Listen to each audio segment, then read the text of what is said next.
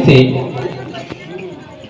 उसने जब लोगों ने उसको बताना चाहा तो कहा, देखिए हमारे सामने आप लोग माज़अल्लाह असला मसला मत बताइएगा, अस्तग़फिरुल्लाह। यानी उसने इस बात की तौहीन कर दी। कहा हमारे सामने आप लोग फतवा तो लेकर के मत आइएगा, पैसा हम कमाए हैं, उड़ाएंगे हम, नचाएंगे हम, आपका क्या जाता है। लेकिन जब अल्लाह की जब मार पड़ती है तो उस लाठी में आवाज नहीं होती है। अल्लाह जब मारता है ना तो उस लाठी की आवाज को कोई नहीं सुनता है, बस मार खाने वाला मारता है और उसको कराहने के लिए जगह भी नहीं मिला करती है कि हम कराहें तो कहां कराहें, हम उस तकलीफ को उजागर करें तो कहां करें, उस जगह को भी नहीं पाता है। उसने बाकायदा नाच और ड्रामे कराया और भांगड़ा बुला करके नचाइयों 1000 रुपए उसने भांगड़े पर लुटा दिया। शादी तो हो गई, शादी में जाकर के इमाम साहब ने पकड़ा तो 500 रुपया उसने जुर्माना दिया किसी तरीके से।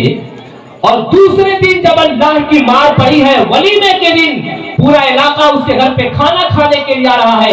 एक लौता बेटा था, अब वो लड़का जा रहा था रोटी लेने के लिए, चौराहे पर गया है, वापस हो रहा था, रास्ते में एक्सीडेंट हुआ, वहीं फौरन मर गया।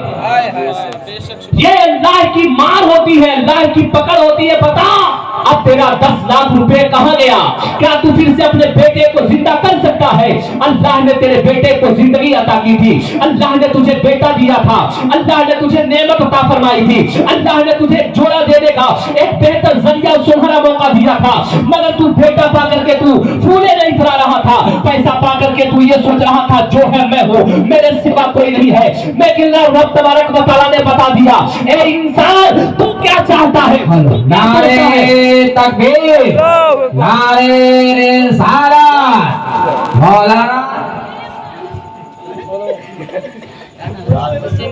मौलाना वसीम अख्तर साहब क़िबला, मौलाना मकसूद अहमद साहब क़िबला।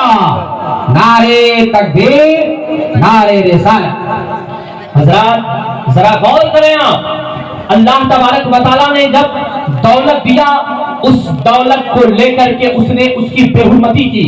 अल्लाह तबारक व तआला ने बेटा दिया, बेटे को पाकर के अल्लाह की नाफरमानी की।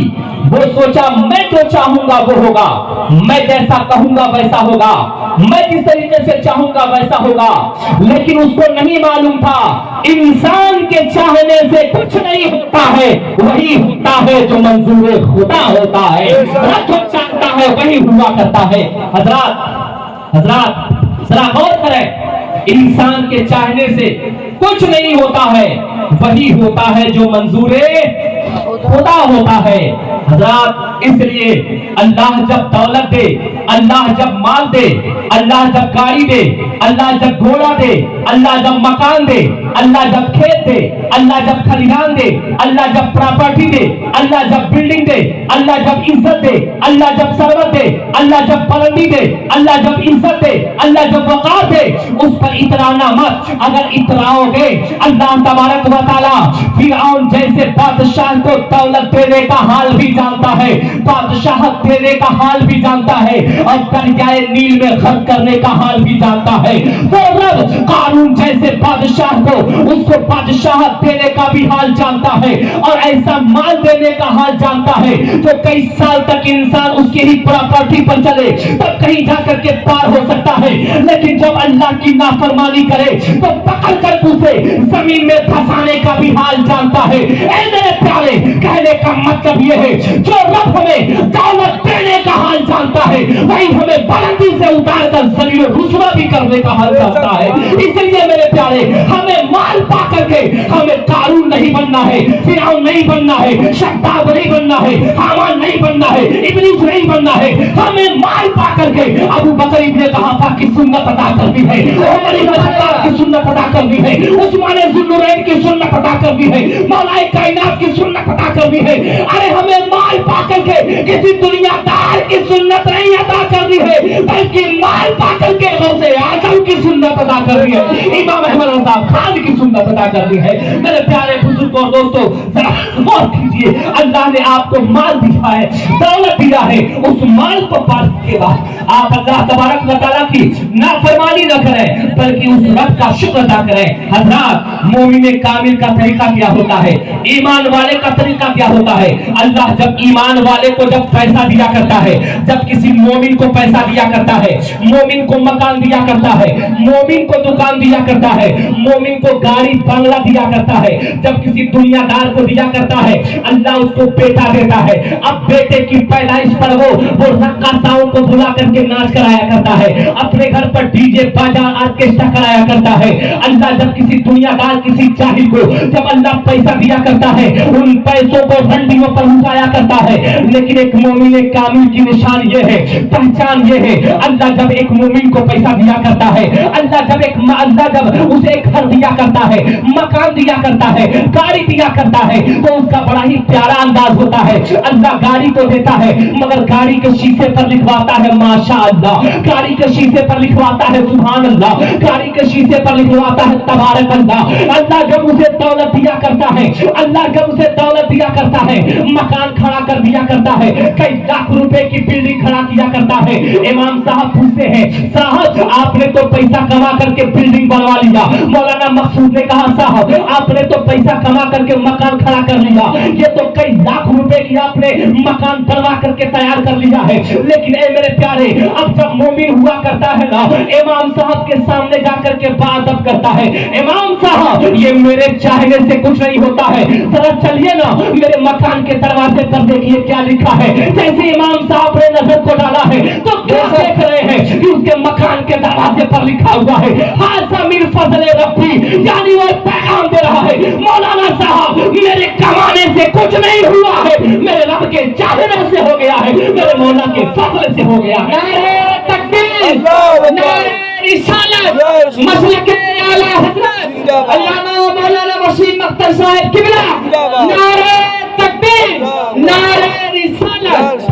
हज़रत, यानी जब अल्लाह एक मोमिन को पैसा दिया करता है, तो उस पैसे का मिस यूज नहीं किया करता है, बल्कि उस पैसे का बेहतर यूज किया करता है। साहब खाना काबिल मुबारकबाद है, अल्लाह ने इनको पैसा दिया, बेटा दिया नेमत की शक्ल में, बेटी दिया रहमत की शक्ल में। अगर ये चाहता ये बंदा तो इस जगह पर उलमा को न बुला करके रक्कासाओं और रंडियों को बुला करके नाच करा सकता था, लेकिन कसम खुदा की, जो नबी का गुलाम हुआ करता है, जो नबी का दीवाना हुआ करता है, जो नबी का मस्ताना हुआ करता है, वो यही पैगाम दिया करता है, ऐ दुनिया वालों तुम लाख मुझे कुछ कहते रहो, जब तक हम जिंदा है मुस्तफा का तज़किरा करेंगे, दुनिया से जाएंगे नबी का नाम लेंगे, कब्र में पहुंचेंगे तो नबी पर सलाम पढ़ेंगे और कहेंगे मुझसे खिदमत की कुदसी कहीं हारजा मुस्तफा जाने रहमत पे सुभान अल्लाह। बेशक जरा गौर करें मेरे प्यारे, ये नबी के गुलामों का तरीका होता है।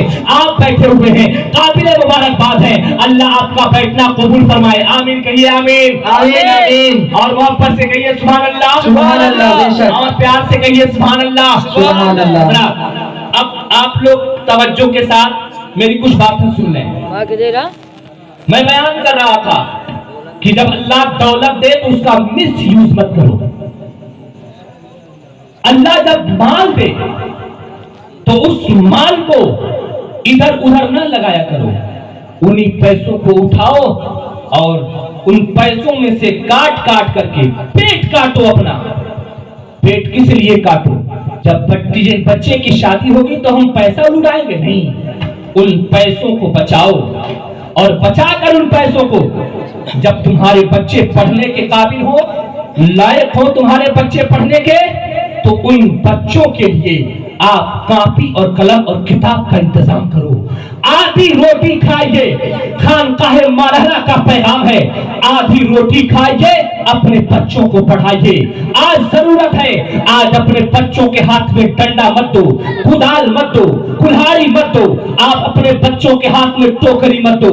हाँ हाँ, अपने बच्चों के हाथ में किताब और कलम और कागज जरूर दे दो, कापी जरूर दे दो, ताकि तुम्हारे बच्चे के हाथ में एक कानूनी पावर हो जाए, ताकत हो जाए, ताकि तुम्हारा बच्चा एक कुर्सी पर बैठ करके तुम्हारे मुआशरे का अदल इंसाफ के साथ अदल इंसाफ कर सके, तुम्हारे मुआशरे के अंदर अच्छे अच्छे पैगाम को दे सके। कानूनी कार्रवाई हो तो तुम्हारा बच्चा आगे बढ़ करके तुम्हारे हक को ले सके। किसी के कोई तुम्हारे हक को छीनने की कोशिश करे तो उसके मुंह से उस हक को निकालने की कोशिश करे। क्या बात है, क्या बात है, क्या बात है? कुछ नहीं, बस आप बैठो बैठो, गर्मी की परवाह मत करो। अल्लाह का शुक्र है, रोजाना का ही मसला है, कोई बात नहीं है। बस आप सुनो, गौर से सुनो मेरे प्यारे। मेरी बात आप लोगों को कुछ समझ में आ रही है? कुछ आप लोग मेरी बात समझ रहे हैं? कुछ समझ रहे हैं आप लोग? माशाअल्लाह, अल्लाह फरमाए। हजरत जरा गौर करें, यानी पैगाम ये है, आप हफ्ते में 3 बार चिकन और मटन मत खाइए, एक बार खाइए। उन पैसों को बचाइए, बचाकर अपने बच्चों को आलिम दीन बनाइए, हाफिज कुरान बनाइए, कारी कुरान बनाइए। मेरे नबी आए हैं, मेरे नबी ने फरमाया मैं दुनिया से जहालत को खत्म करने के लिए आया हूँ। मेरी जंग जहालत से है, मेरी जंग जहालत से है। मेरे नबी जब आ रहे हैं, सबसे पहले मेरे नबी पर जो वही नाज़िल की जा रही है, वो वही क्या है? वो वही सबसे पहले यही वही है, पढ़ने और पढ़ाने के ताल्लुक से वही की जा रही है। ऐ महबूब आप पढ़िए, ऐ महबूब आप पढ़िए, इक़रा बिस्मि रब्बिकल लज़ी खलक़। ऐ महबूब आप पढ़िए, अपने रब के नाम से पढ़िए, जो रब इंसान को पैदा किया करता है, इंसान को जिंदगी दिया करता है, एक पानी से इंसान को तैयार किया करता है, उस रब के नाम से पढ़िए। हज़रात मोहतरम, पता ये चला, अगर ये तालीम अगर अहम न होती, अगर तालीम जरूरत न होती, अगर तालीम वक्त का तकाजा न होता, तो मेरे आका आते तो उनके ऊपर ही आयते करीमा सबसे पहले नाज़िल न की जाती। इक़रा बिस्मि रब्बिकल लज़ी खलक़, यानी पढ़िए आप अपने रब के नाम से, उस रब के नाम से जो पानी में सूरत बनाया करता है। हज़रात मोहतरम, पता ये चला तालीम की अहमियत है। आज अमेरिका को कौन जानता था? आज से 300-400 साल पहले अमेरिका का कोई पता नहीं था, कुछ वजूद नहीं था। अमेरिका किस चिड़िया का नाम है, अमेरिका किस दरख्त का नाम है, अमेरिका किसको कहा जाता है, कोई नहीं जानता था। मगर खोज करने वालों ने खोज किया, एक टापू की शक्ल में अमेरिका नजर आया। मगर आज हर इंसान के जबान पे है अमेरिका सुपर पावर है, अमेरिका सुपर पावर है, अमेरिका सुपर पावर है। आज चाइना के नाम के कसीदे पढ़े जा रहे हैं, made in China, made in China, made in Japan, made in Japan. किस लिए प्यारे? इसीलिए तो है उनके पास तालीम है, उनके पास इल्म है, उनके पास इल्म जैसी लाजवाब नेमत है। ए मेरे प्यारे, पता ये चला, जो इंसान इल्म से जुड़ जाया करता है, दुनिया उसके कदमों में आ जाया करती है। जो इंसान तालीम नहीं हासिल किया करता है, वो दुनिया में जलील व रुसवा रहा करता है, और जब मरा करता है तो उसका खात्मा भी खैर पे नहीं हुआ करता है। इसलिए प्यारे, आप तालीम हासिल करो। कहने वाले ने बड़े प्यारे अंदाज में कहा था, न हो तालीम तो ये जिंदगी अच्छी नहीं लगती, हमारे मुल्क में ना खानदगी अच्छी नहीं लगती। ताल्लुक इल्म से रखना बुलंदी की अलामत है, जहालत से तुम्हारी दोस्ती अच्छी नहीं लगती। हज़रात मोहतरम, जब आप तालीम हासिल करेंगे तब पता चलेगा मुस्तफा का मकाम क्या है, नबी की शान क्या है, नबी की अजमत क्या है। जब आप इल्म से अपने आप को मुरस्सा कर लेंगे, इल्म से इल्म में अपने आप को ढाल लेंगे, अब कोई वहाबी देवबंदी, कोई बदअकीदा आपको आकर के गुमराह नहीं कर सकता है। कोई आकर के, कोई नाहंजार, कोई दज्जाल का बेटा आपको आकर के मुर्तद नहीं कर सकता है। अगर आप तालीम को हासिल किए रहेंगे, आपको फौरन आका की हदीस पाक याद आ जाएगी कि मेरे नबी ने फरमाया था, कयामत की निशानियों में से है कि एक से एक दज्जाल पैदा होंगे। वो आएंगे, आने के बाद तुम्हारे नजरों के सामने वो पानी बरसा देंगे, सबसे उगा देंगे। मगर देखना, वो दज्जाल है, अगर तुम उन पर ईमान ले आओगे तो जहन्नम में जाओगे। मेरे प्यारे, कब जानेंगे? जब आपके अंदर मुस्तफा की हदीस पाक रहेगी, कुरान पाक का इल्म रहेगा, उलमा से मोहब्बत रहेंगे। कसम खुदा की ये उलमा की मोहब्बत आपको दुनिया में जिल्लत रुसवाई से महफूज रखेगी और मरने के बाद मुस्तफा की गुलामी में शुमार करा दिया जाएगा। सुभान अल्लाह मेरे प्यारे, इसलिए आप मसाजिद से जुड़िए, मदारिस से जुड़िए, उलमा का ख्याल कीजिए। उलमा का ख्याल यूं कीजिए, आप मदरसे और मस्जिद में जुड़ करके मसले और मसाइल उलमा से पूछिए, उलमा से जानिए। जब आप इनसे जानेंगे दिन ब दिन आप कामयाब होते जाएंगे। इसलिए मेरे प्यारे, वक्त नहीं है ताकि मैं आप लोगों को और आगे लेकर के चढ़ूं। यही हमारी तंजीम का मकसद है। बच्चे पढ़ें, बच्चे बढ़ें। मेरे प्यारे, यही पैगाम आज से 1400 साल पहले मेरे नबी ने भी दिया था। यही पैगाम हमें कुरान पाक भी देता है। इसलिए मेरे प्यारे, आप पढ़ें, आप अपने बच्चों को पढ़ाएं, इल्म से अपने बेटों को मुज़य्यन और आरास्ता करें। आने वाली नस्लें इंशाअल्लाह ताला तालीम याफ्ता होती हुई नजर आएंगी। हज़रात अब आए, आगे बढ़ें। शादी का मौका है। आज हम न्याज खूब कराते हैं, फातिहा खूब कराते हैं। छोटे बीबी का न्याज, बड़ी बीबी का न्याज, 16 सैयदा की न्याज, 12 सैयदा की न्याज, 15 सैयदा की न्याज, 51 सैयदा की न्याज। और नमाज, नमाज का कुछ पता नहीं। हमने तो सिर्फ बुजुर्गों को इस्तेमाल किया मजे के तौर पर। जैसे कुफार मुशरिकीन वो अपने देवी देवताओं के वहां जाया करते हैं तो अपनी मन मर्जी के साथ वो इबादत और रियाजत किया करते हैं। ऐसा नहीं है मजहब इस्लाम में। आपकी ऐश परस्ती नहीं चलेगी, बल्कि यहां पर मुस्तफा की शरीयत देखी जाएगी। हमको बड़े पीर की 11वीं करानी है, हमें याद है। हमें फातिहा याद है, बड़े पीर के नाम से फातिहा दिलाना है। लेकिन हमें बड़े पीर की शादी का वाकया नहीं याद आता है, उनके वालिदैन का वाकया नहीं याद आता। मेरे प्यारे, वालिदैन की जिंदगी बेटों के लिए आइडियल है, मॉडल है, नमूना है। बाप जैसा रहेगा, माँ जैसा रहेगी, बेटा और बेटी ऑटोमेटिक वैसे ढल जाएंगे। अगर कोई नमाजी हो ना, नमाज पढ़ने के लिए जाए, अब तो जमाना खत्म हो गया, बूढ़ा हो गया, मगर फिर भी जो है वो रंगीन रंगीन गाना सुनता है। हाँ, ये हमारे मुआशरे का हाल है। लेकिन हम लोगों का जो बचपना गुजरा है ना, हम लोग कुछ नहीं जानते थे। लेकिन जैसे ही वालिदैन, जैसे ही वालिद या दादा जब मस्जिद की तरफ जाते थे तो दादा के पीछे पीछे हम लोग मस्जिद की तरफ लिया करते थे। वजू करने का ढंग नहीं था, मगर हम दाएं बाएं देख देख करके वजू किया करते थे। चचा ऐसे चेहरा धुल रहे हैं, अब्बा ऐसे हाथ धुल रहे हैं, अब्बा ऐसे पैर धुल रहे हैं। हमें नहीं मालूम क्या फर्ज है, क्या सुन्नत है, क्या मुस्तहब है, लेकिन हम करते रहे। लोगों ने पूछा था क्यों करते हो, मैंने कहा अब्बा करते हैं।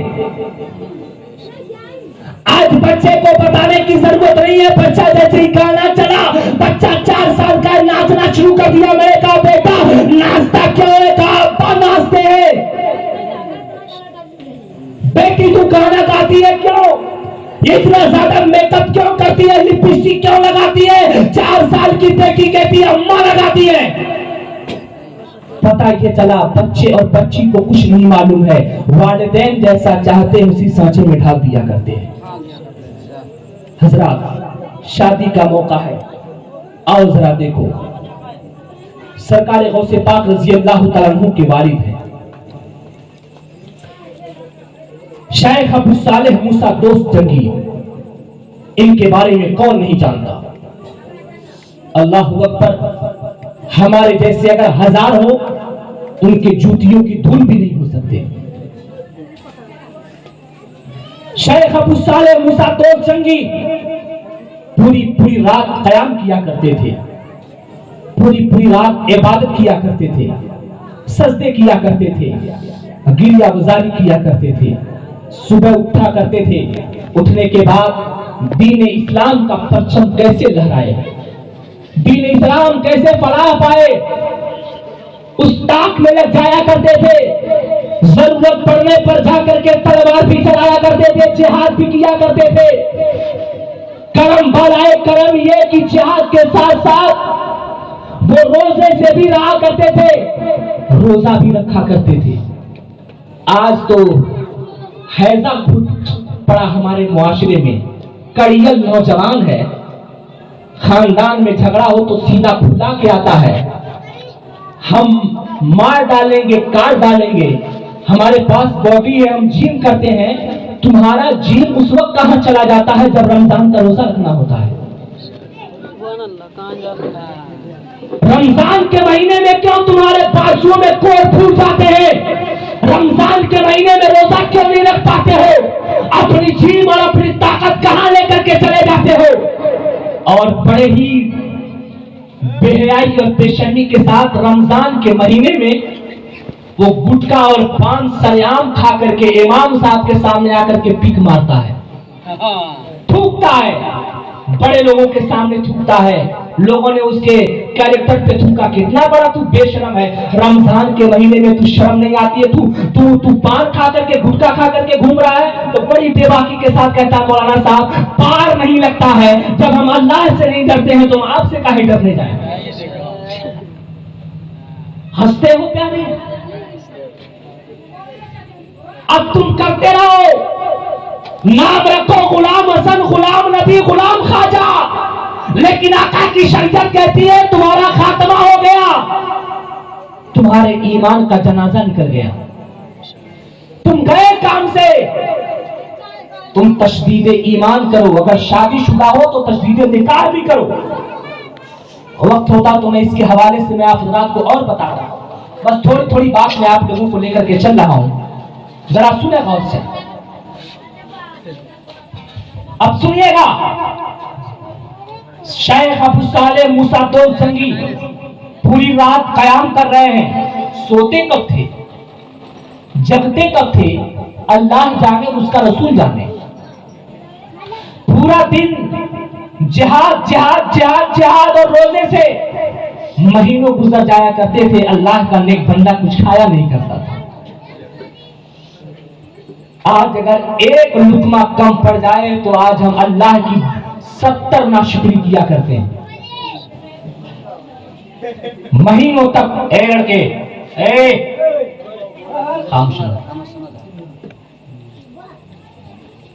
एक लुकमा कम हो तो हम अल्लाह की नाशुक्री करते हैं। महीनों गुजर जाता था मगर वो अल्लाह का नेक बंदा एक लुकमा नहीं खाया करता था, पानी पी पी करके इफ्तार कर लिया करता था, पानी से ही सहरी कर लिया करता था, पूरा दिन जिहाद फी सबीलिल्लाह किया करता था। अल्लाहु अकबर, अल्लाह ने क्या उन्हें ताकत अता फरमाई थी, क्या रूहानियत अता फरमाई थी। खाने का इरादा हुआ, दरिया के किनारे बैठे हैं, इफ्तार का वक्त हुआ, पानी उठा करके चुल्लू से पानी पी करके उस रब का शुक्र अदा कर रहे हैं। नजरों के सामने से सेब बहता हुआ जा रहा, सोचा उठा करके खा ले, लेकिन जैसे ही सेब को खाया ही था तब तक गैरत ने उन्हें झंझोड़ा, अबू सालेह तुमने क्या कर दिया, तुमने अपना पूरा किया सारा बेकार कर दिया। क्या तुमने पता भी किया कि ये सेब किसका है, कहां से बहते हुए आ रहा था? तुमने सेब उठा करके खा लिया, क्या तुमने पूछा ये सेब किसका है? मेरे प्यारे, जब इंसान पहली बार झूठ बोलता है ना तो उसके जबान में लुकनत आ जाती है।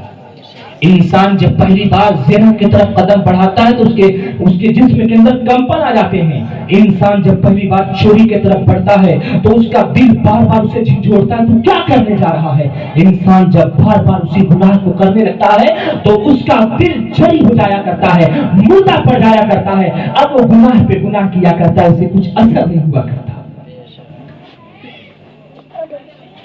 आज तकरीरें की जाती है मगर इंसान सुनने के बाद असर क्यों नहीं पड़ता? इसलिए इंसान इतना गुनाह करता है, इतना जराइम कर चुका है कि दिल मुर्दा हो चुका है।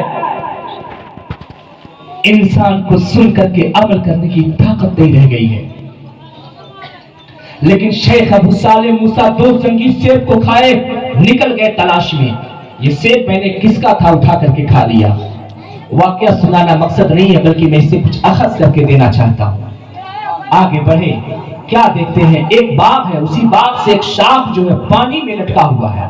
समझ जाते हैं बस इसी शाख से टूट करके सेब गिरा है, बहते हुए जा रहा था। अंदर गए तो क्या देखते हैं, एक बागबान है, बागबानी कर रहा है, पानी डाल रहा पेड़ों में। अस्सलाम वालेकुम। वालेकुम अस्सलाम।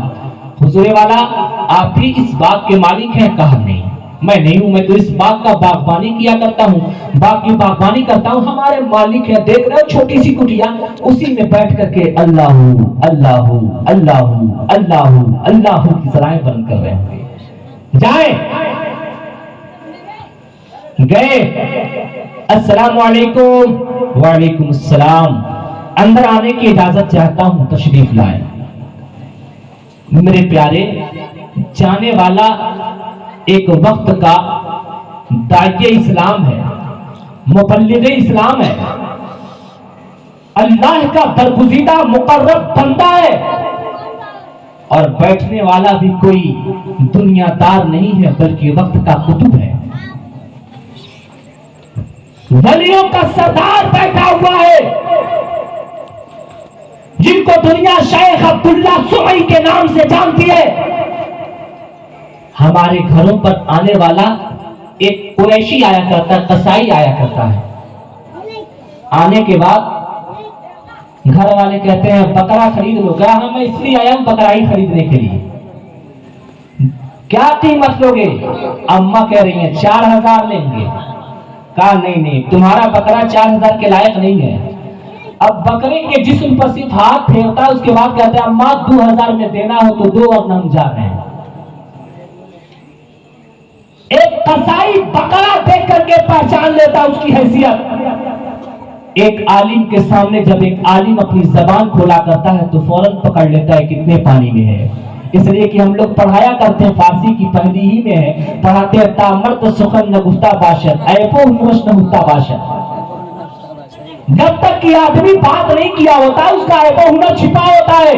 मेरे प्यारे जरा बताओ, हमारे और मौलाना के सुनने और समझने का ये आलम है। जाने वाला एक अल्लाह का वली गया है, बैठने वाला एक कुतुब बैठा है, एक अल्लाह का वली बैठा है। जरा बताओ उसके पहचानने का आलम क्या होगा, उसके समझने का आलम क्या होगा, उसके पहचानने का आलम क्या होगा? अरे क्यों ना पहचाना होगा? कहने वाले ने कहा है वली एक वली को वली पहचाना करता है। सुभान अल्लाह,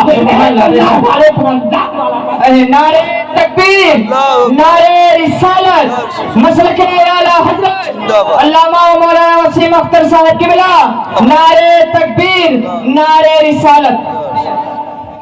हज़रत जैसे पहुंचे शेख अब्दुल्ला सुमई, सलाम के बाद कहा कैसे आना हुआ? कहा हुजूर एक गलती हो गई है, उसी गलती की माफी के लिए आया हूं। शेख अब्दुल्ला सुमई तो पहचान ही रहे थे, आने वाला कोई मामूली नहीं है बल्कि एक विरासत में कुछ चीजें लेकर के चलने वाला है। ये बारिश आया है, बारिश।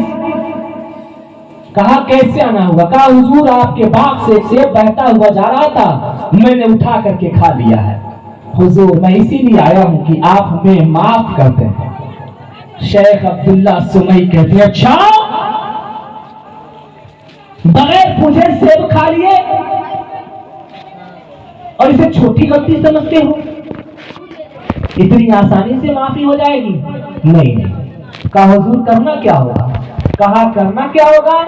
12 साल तक तुमको हमारे बाग में बागबानी करनी होगी, तब मैं कहीं जाकर के तुम्हें माफ कर सकता हूं।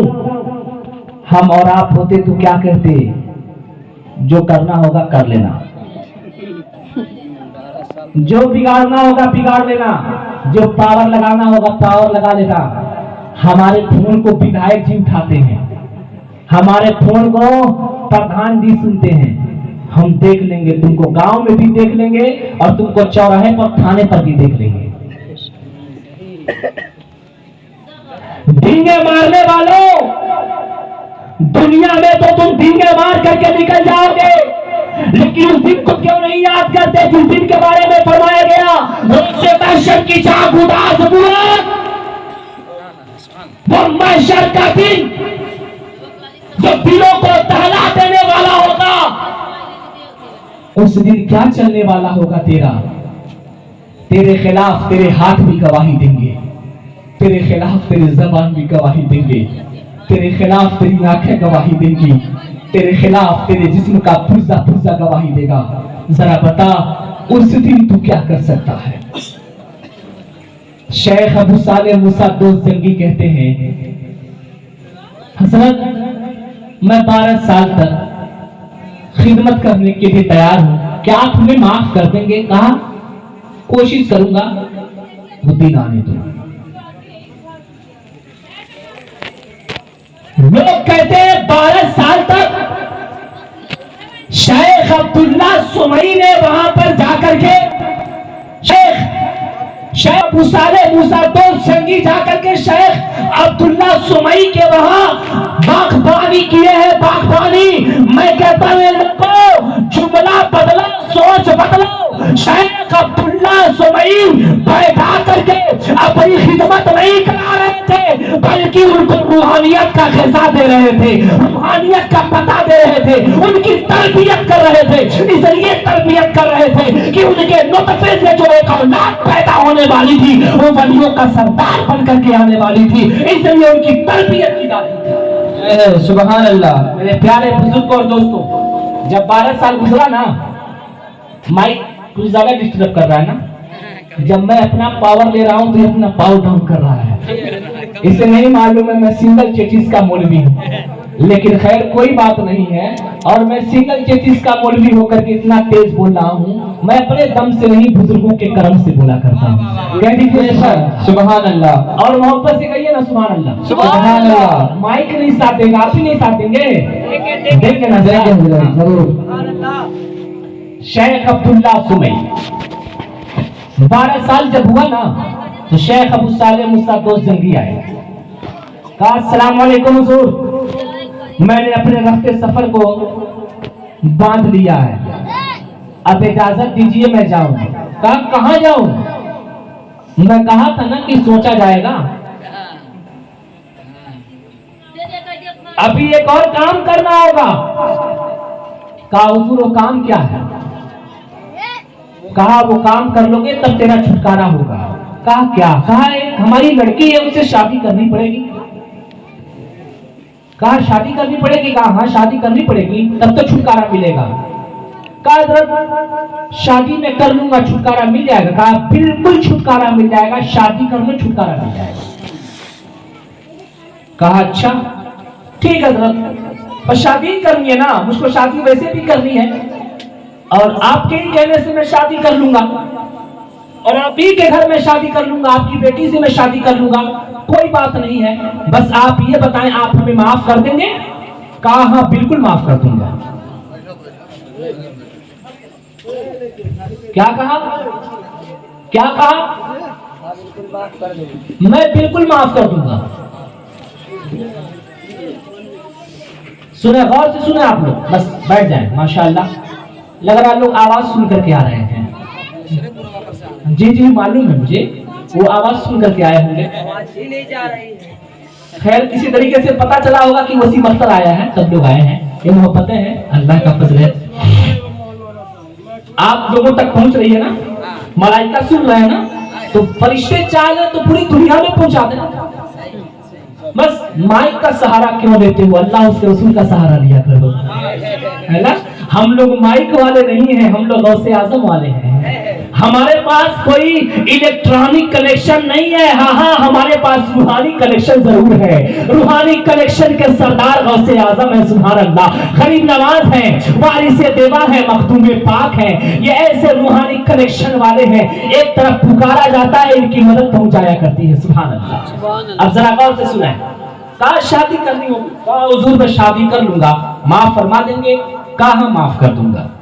कहा ठीक है, तूने कहा हो जाए। कहा सुनो, बाद में ये मत कहना कि बूढ़े ने फंसा दिया, पहले बता देता हूं।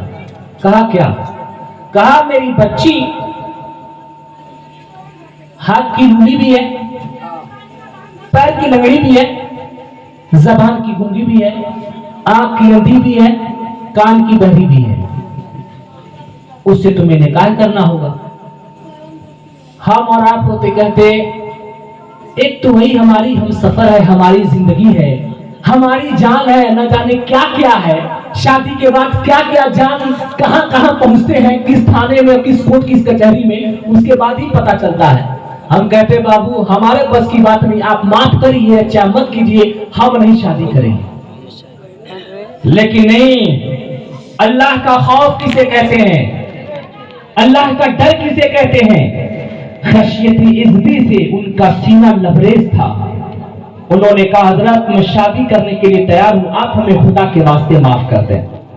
कहा ठीक है मैं माफ करता हूं, शादी कर लो।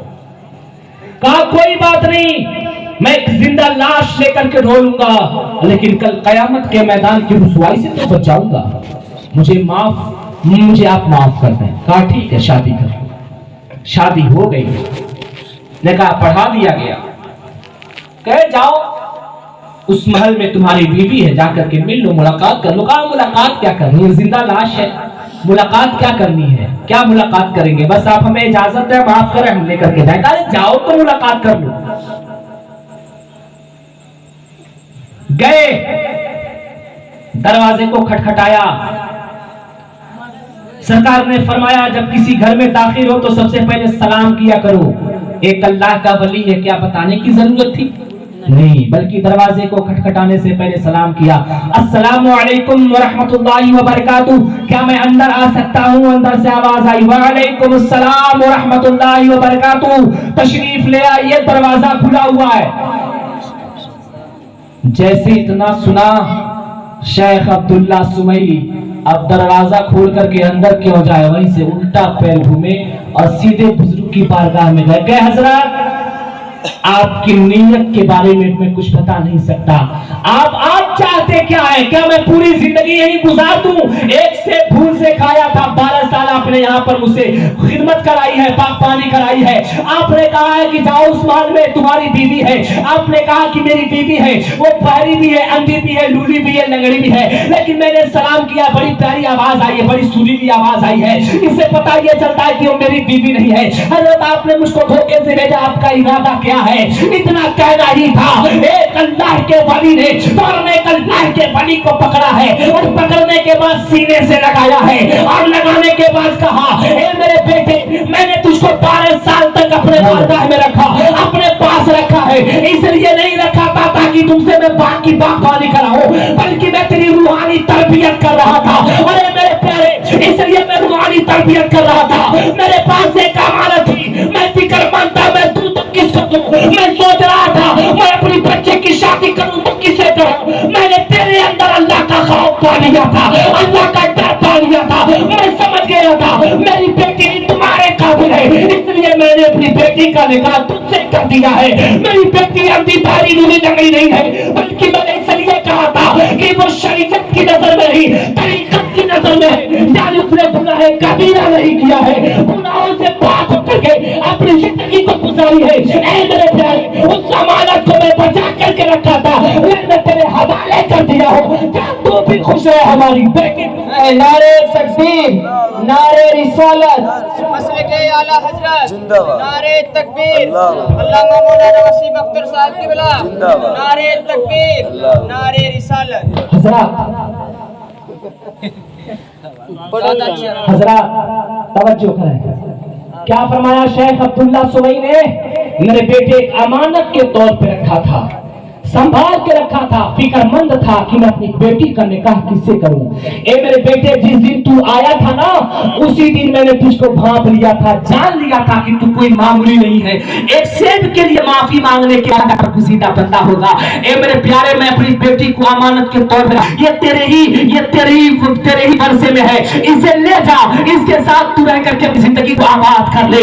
ए मेरे प्यारे, अब जरा देखिएगा माँ कैसी है, अपने हाथों को पाक रखी है, अपने जबान को पाक रखी है, अपने आंख को पाक रखी है, अपने समाज को पाक रखी है, अपने पैर को पाक रखी है, यानी गुनाह कबीरा के तरफ अपने पैर को नहीं बढ़ाई, अपने हाथ को नहीं बढ़ाई, अपने जबान से गीबत और चुगली नहीं की है, अपने आंखों से गुनाह कबीरा नहीं देखी है, अपने कान से कभी किसी की गीबत और चुगली नहीं सुनी है, अपने कान से कभी गुनाहों को नहीं सुनी है।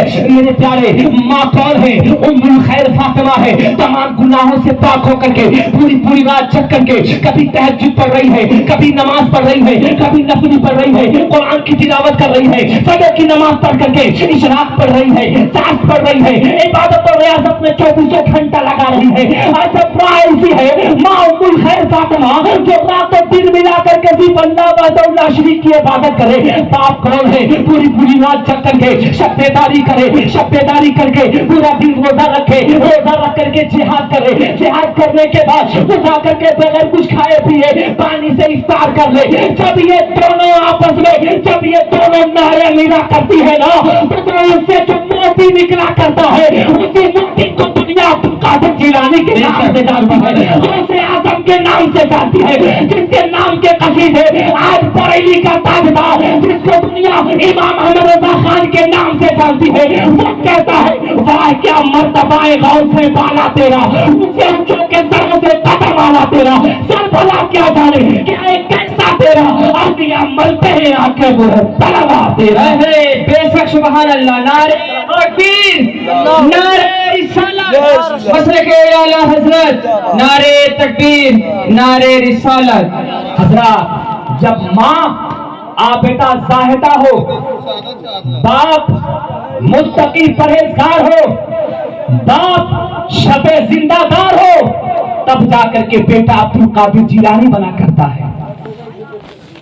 फरमाया करते हैं सकानी हुब्बू का साथी रिसाली फकुलतुली खमरती लहवी ताली सात व मशक्की लहवी फी कूसी फहिमतु बिसुकरती बैनल मवाली।